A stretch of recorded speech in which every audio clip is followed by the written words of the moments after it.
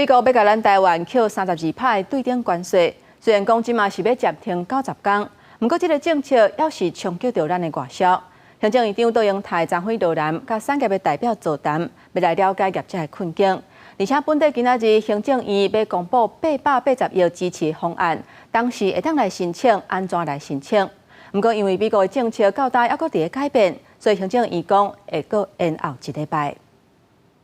产业界人士陆陆续续来到现场。美国原来有计对台湾扣32%对等关税，虽然佫宣布暂慢90天，并且公布免除项目名单，不过各种无确定性，依然冲击真侪中小型出口业者。行政院长杜英泰13来到高屏开座谈会，了解业者的困境。游艇的竞争对手主要是欧洲、土耳其跟美国，那他们的关税跟我们相比都很低啊，欧洲只有20%。游艇业关税对个位数升悬到32%，恐惊予竞争力下降。另外，美国3月12日就宣布进口更如增加25%关税，所以真侪螺丝扣件甲钢铁这工业冻定。高雄市长陈其迈烦恼讲，中国若因此转移市场，恐惊对中小型扣件业者影响会更加大。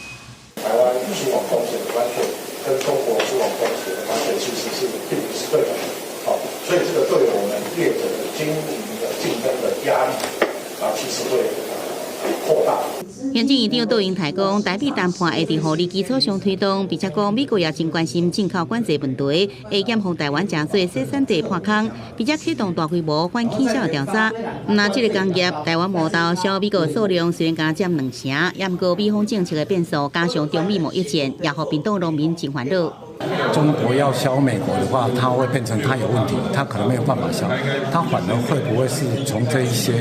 然后会回销到日本？所以呢，未来企业啊，这个扩大内需设备，被汰旧换新，然后需要，我们会在下一波再用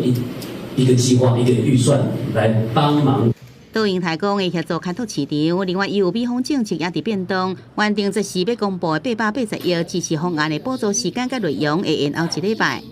记者综合报道。